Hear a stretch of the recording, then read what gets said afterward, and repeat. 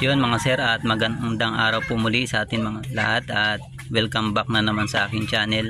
At ngayong araw po ay isi-share ko lamang po sa inyo ay tungkol po dito sa Domino Honeywell switch. Yan po. Yan, isi-share ko sa inyo ang bawat wire color coding ng bawat switch button dito sa handle na ito, yung switch na to. Yan po. At mag-start tayo dito sa kanyang starter button. Yan po. Dito sa kanyang starter button or switch, may dalawang wire yan. Yung dalawang wire na yan ay yung yellow with red, tapos red with blue. Yan po. Kahit sampung ilagay nyo sa supply yung dalawang wire na yan, walang problema. Basta may dalawa siyang wire, yung yellow with red at saka red with blue. Yan po. Tapos ito namang susunod natin yung ating horn switch. Yan po. Itong ating horn switch, ito yung kailangan nating i-modify yung dito sa horn switch. Kasi yung supply ng ating horn switch, kumuha siya dito sa supply ng ating signal light. Yan po.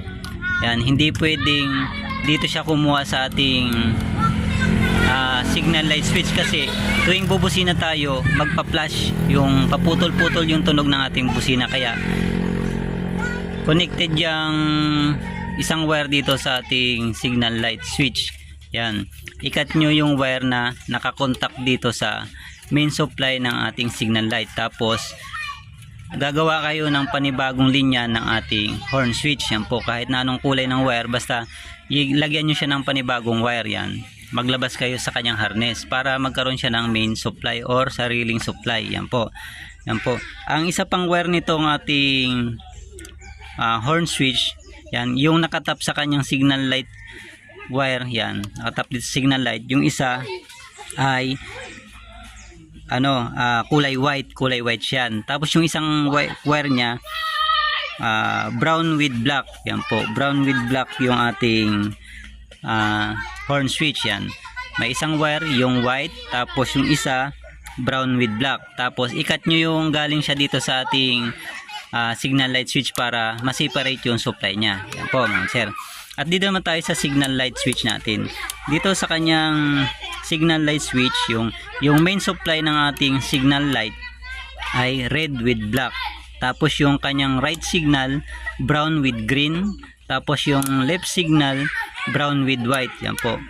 Yan, supply niya yung red with black, right signal, brown with green, left signal, brown with white.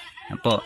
At sunod naman tayo dito sa ating hazard switch. Yan, dito sa kanyang hazard switch, dalawang wire din yan po.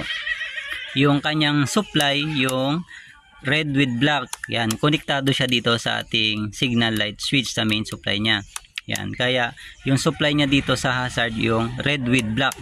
Tapos yung isang wire naman brown with red. Ito naman yung brown with red, yan yung lalagyan natin ng diode para itap natin sa left and right signal dito sa ating switch na to. Yan, para mag-hazard siya, kailangan natin ng dalawang diode para gumana yung ating hazard. Yan po. Yan, sa ating video ilalagay ko po yung wirings kung paano natin nilagyan ng diode. Yan po. Sunod naman natin dito sa high and low switch. Yan, sa high and low switch, yung main supply ng ating high and low switch, yung red with brown. Tapos yung low beam niya na wire, kulay green. Tapos yung high beam niya, kulay blue. Yan po, ulitin natin. Yung kanyang supply, red with brown. Tapos yung low beam, green. High beam, yung blue. Yan po.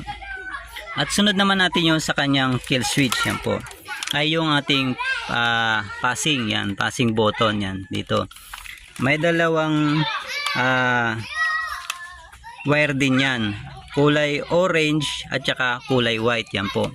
Yan, kapag gusto niyo kabit sa inyong mga mini driving light, may dalawang wire siya dyan, yung orange at saka white. Kahit saan nyo po ilagay yung wire na yan sa passing light nyo, walang problema, basta maitap nyo sa supply at saka sa inyong passing light na gagamitin, yung orange at saka white.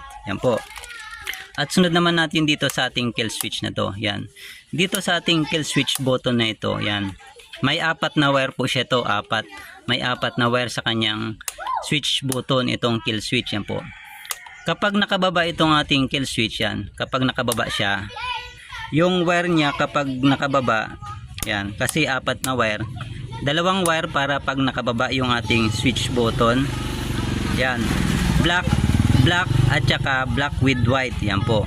Kapag nakababa yung wire niya, black at saka black with white. Tapos kapag nakaangat yung ating switch button na yan, yan, ang wire naman niya yellow at saka brown. Yan po, magkaiba po sila. Yan, kasi halimbawa gamitin mo sa park light, yan, ganyan, supply ng headlight, ganyan po. Ang wire niya pag nakababa, yung wire niya ay yung black at saka black with white. Kapag nakaangat yung button natin, yan, yung yellow at saka brown. Yan po, bawat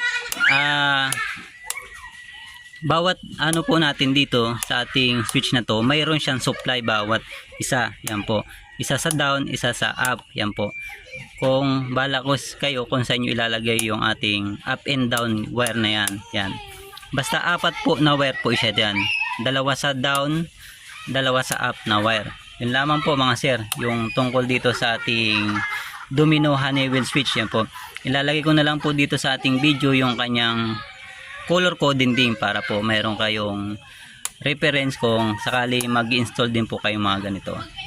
At yun lamang po mga sir, at maraming salamat sa inyong panonood, and God bless po.